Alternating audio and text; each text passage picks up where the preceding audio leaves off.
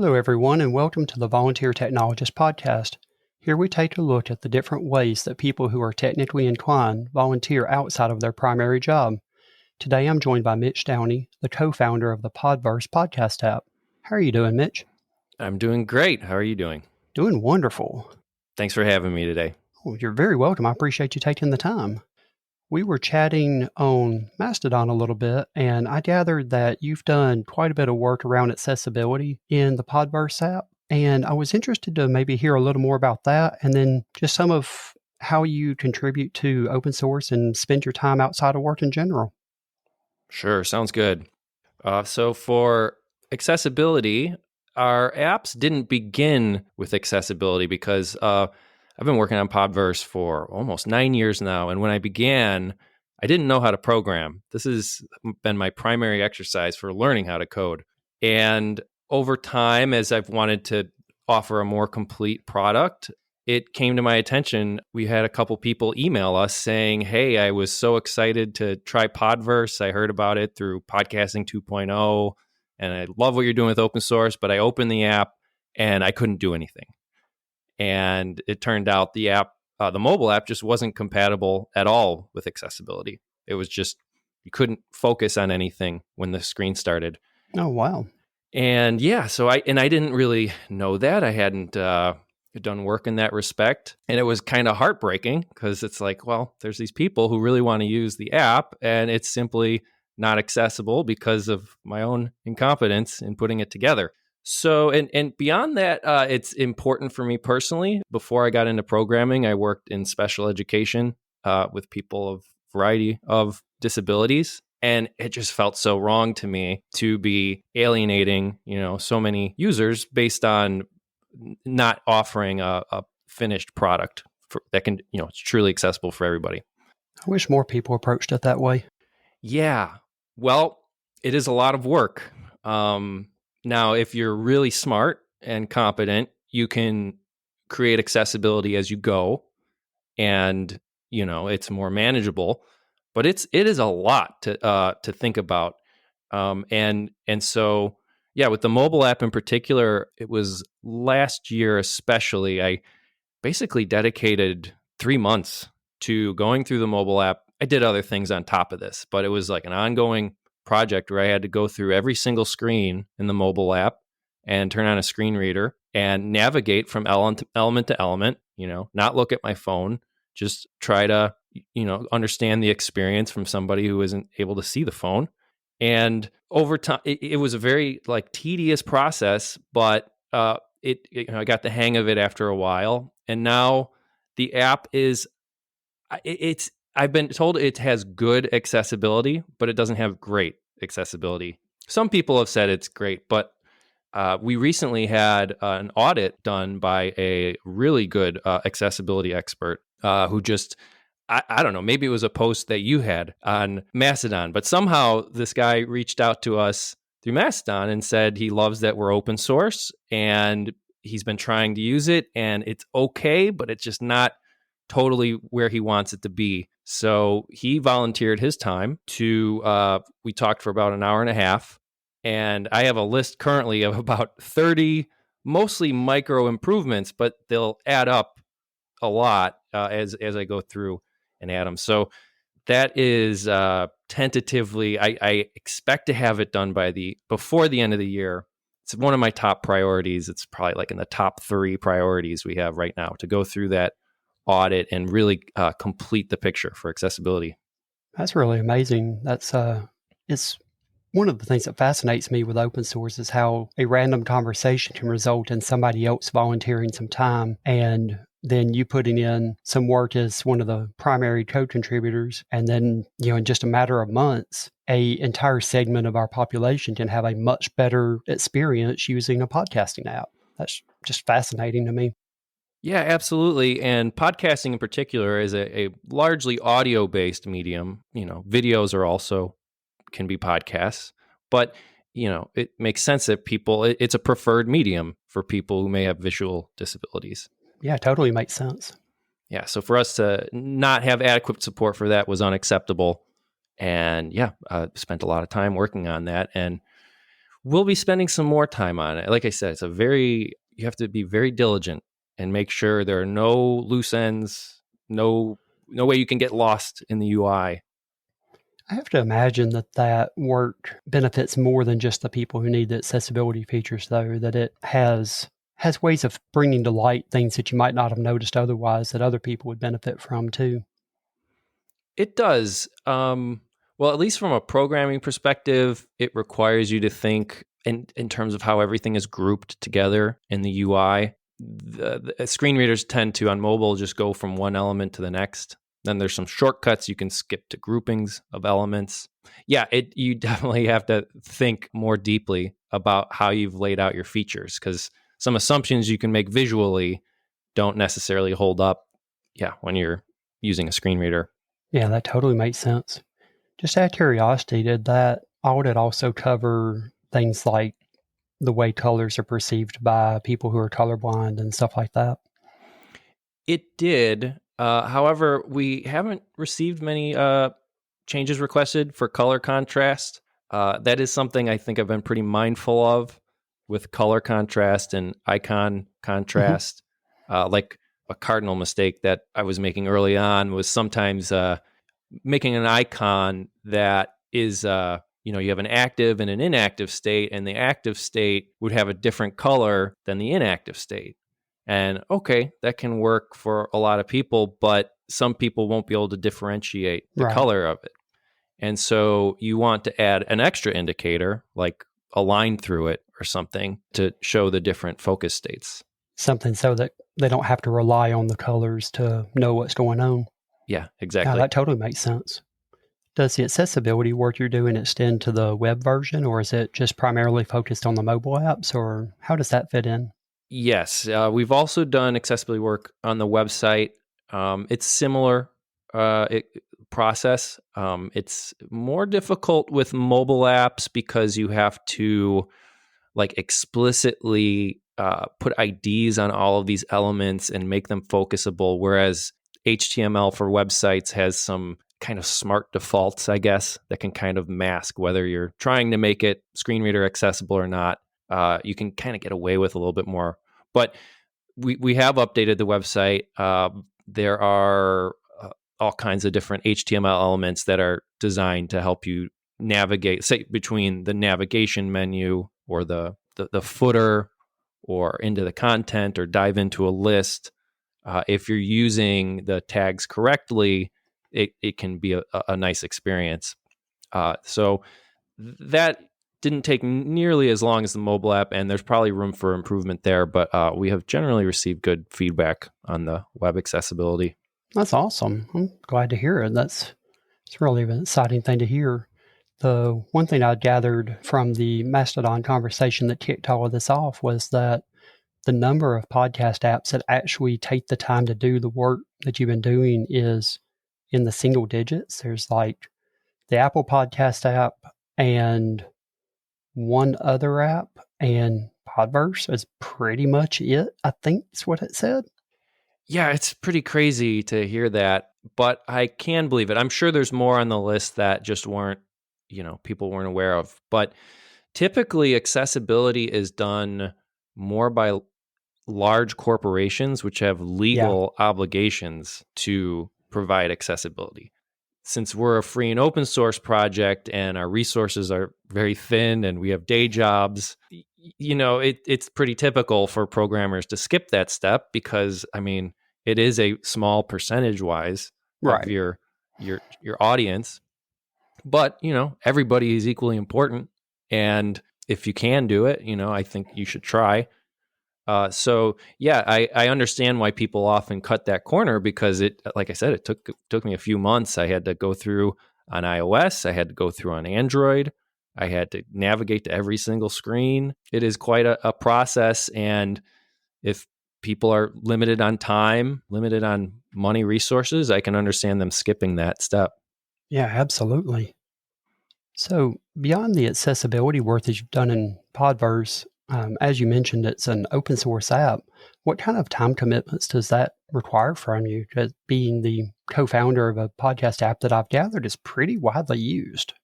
Well, it has taken a lot of time. It's taken a lot of my 30s, to be honest, to bring it to where it is today.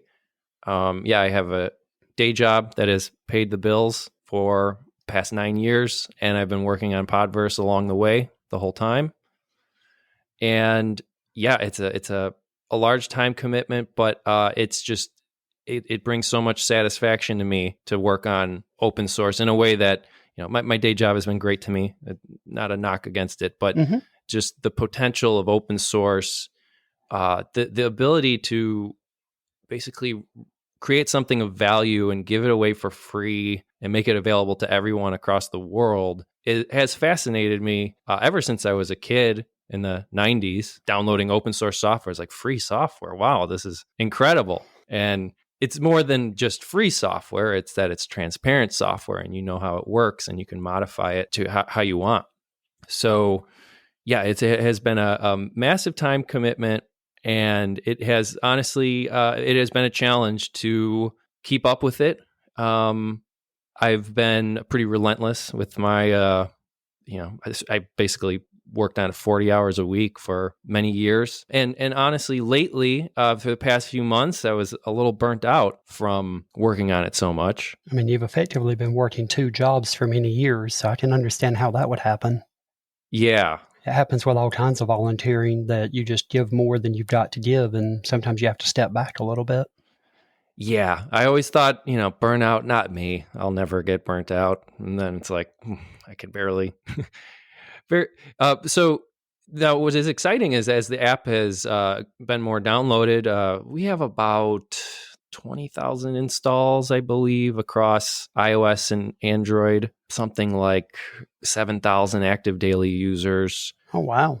And that's been exciting as things get, things are picking up and we get a lot of very positive feedback. People who like the UX we provide and the and our principles. We're all open source. We don't add advertisements. We're a value for value company. We'll give people free premium subscriptions by request. But as it has gotten more popular, the demands put on us as a team have gone up like in a linear way. We get a lot more emails. We get a lot of more people requesting features or submitting bug reports. And that's kind of where I think the burnout started to set in for me, was trying to figure out a way to manage this. Like, for a long time, I could focus almost 100% on the programming, and I had the bandwidth to do it. But as we also pride ourselves on being responsive to our users, we try to reply to everyone within 1 or 2 business days. And if they DM me on Mastodon or Twitter, try even faster. But the good news is that we've been putting effort into strategizing and planning and figuring out how to make this, how to maintain this better.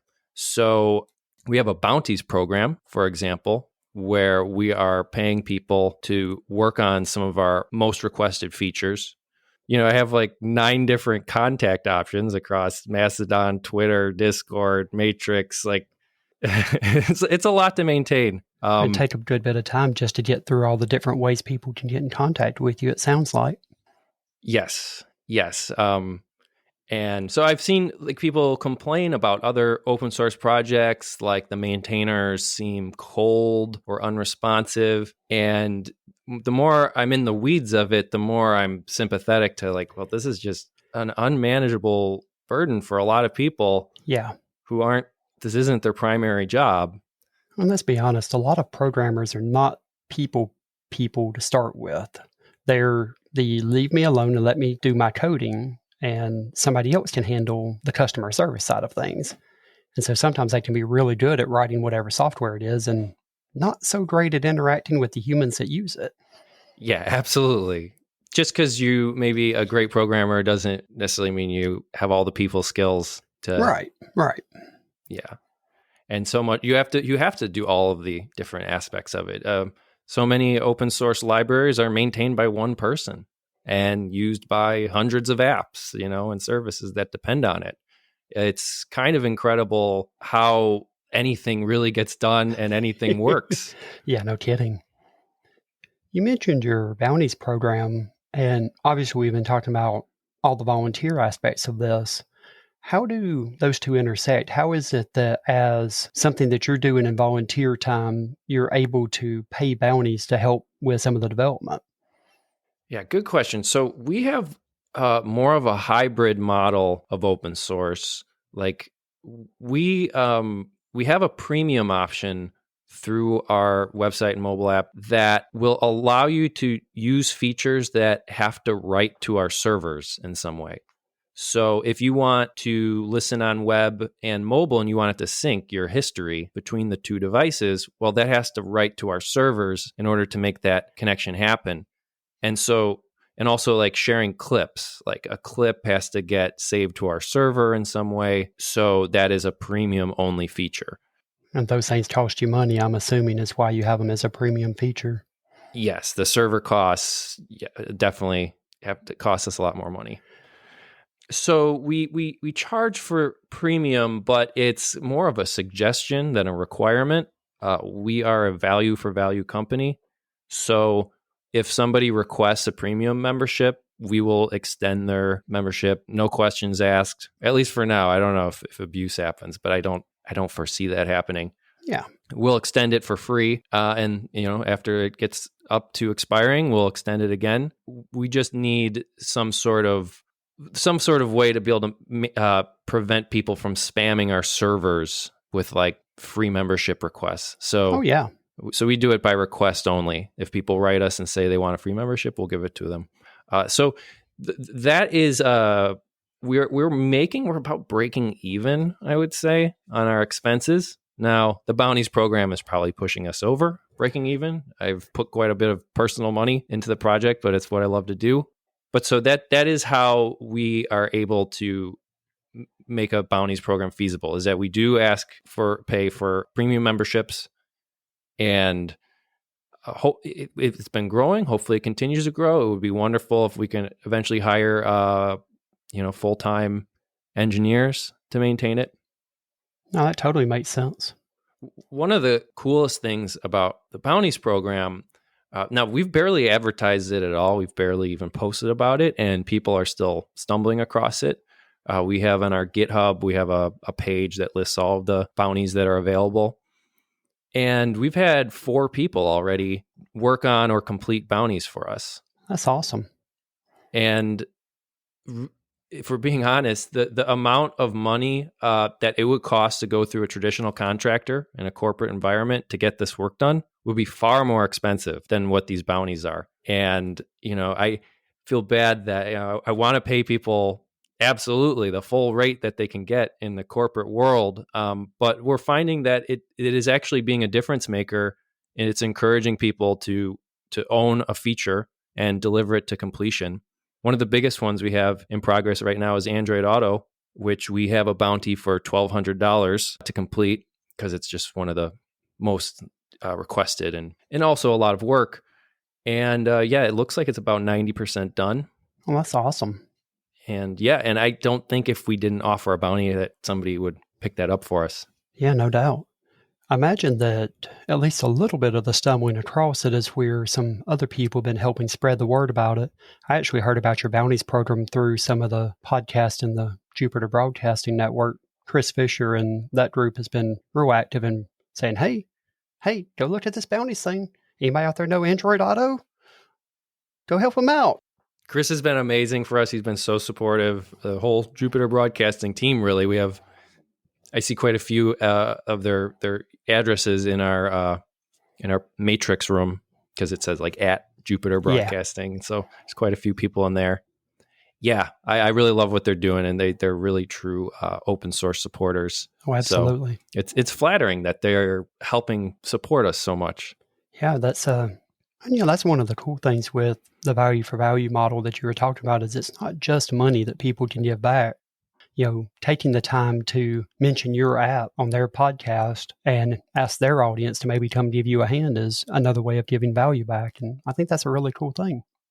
Yeah, absolutely. And it's hard for me to even list all the ways that people can contribute because, we can use help in every capacity you can imagine, from just recommending it to friends or family or design suggestions or project management, like helping organize, keeping things in line. My strengths are in programming and mobile app and web app specifically, not all forms of programming. So that's we wanted is to try to foster as much collaboration as possible, and we appreciate all the help we can get. That sounds pretty awesome. I really appreciate you taking the time to tell us about all the different things that you've got going on. The accessibility work sounds pretty amazing, and really looking forward to seeing how things work out after you've been able to work through that checklist. And I imagine that if anybody wanted to help you with that checklist, you'd be more than happy to take some help. What would be a good way for people to reach out to you if they wanted to just get in touch in general, or if they wanted to maybe help out with some of this stuff? Sure. We have quite a few different contact options, as I think I mentioned earlier. Maybe the best way to go is to go to podverse.fm/contact. You can find some contact options there. Also in the footer, you'll see our Discord, our Matrix, Twitter, Mastodon, all kinds of things. And I'm active across all of them. I have a daily checklist to make sure I keep up with them every day. And I'm assuming that you have somewhere central where you have all of your code. Is that on GitHub, or do you have it somewhere else? Yes, github.com/podverse. All of the software that we create is free and open source with the AGPL v3 license. And we love to get feedback. If anyone would be interested in collaborating, please reach out. You can create an issue on there or email us. Another option is contact@podverse.fm. Cool. Just for the layperson who might not be familiar, what is the AGPL v3, just in layman's terms, not in the nice legal version? Broadly in open source, there is the type of open source software where you can download it, modify it, and use it for any purpose you want in any way. That is traditionally thought of as the MIT license, or that's like the one that stands out the most. And then there are share alike licenses, which stipulate that if you use this software, if you modify it, you also have to share it. Both of them are good, in my opinion. But the spirit of what we do with Podverse is we want to create this software, we want to release it for free, and we want it to stay free for everybody going forward. Nothing wrong with MIT license, but it just fits what we're trying to do here. That totally makes sense. Just want people to give back if they're utilizing what you and others have put their time into. Yeah, exactly. Very cool. Well, before we sign off, I wanted to take a moment to thank the people who have taken the time to boost in and provided some value back to me. This is a value for value podcast, which means I'll never ask people to pay for it, but it does cost money to do all the production and hosting and all the other work that goes into it. And if people do get value from this, then I hope they'll take the time to consider sending a contribution in, either via Boost using a podcasting app like Podverse or some other modern podcasting app, or via the support the show link in the bottom of the show notes. You can also find the show notes, transcripts, and links to the things that Mitch and I talked about today at volunteertechnologist.com. And if you know anyone who would like to come on the show, or you think I should reach out to about coming on the show, then please send me a message using the links at the bottom of the show notes. Mitch, thank you very much for your time, and thanks everyone for listening. Thanks, Gene. Have a good day.